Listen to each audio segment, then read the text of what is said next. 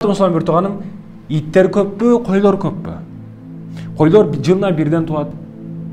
Иттер ырыскысын түнү менен издеп чыгып, бирок ырыскы түшө турган багымдат учурда уктап калышат. Койлор урматыбыздан бир туган ошончолук өзүнү багыштаса дагы бирок азайбайт, көбөйөт. Жылына бирди туат. Бул ит болсо 7-8 туат. Эмнени айткым келип жатат, урматыбыздан бир туганым? Ит жана сүрөт бар үйгө периштелер кирбейт. Ит жана сүрөт болгон картинкадеги баягы басып коюшат соборго, дубалга. Андай үйгө периште кирбейт. Пайгамбар саллаллаху алейхи вассалам айтканы боюнча, иттер бир нерсени зарыл учурда караганын кайтарыш үчүн, ууга койлорду кайтарыш үчүн багыла турган нерсе.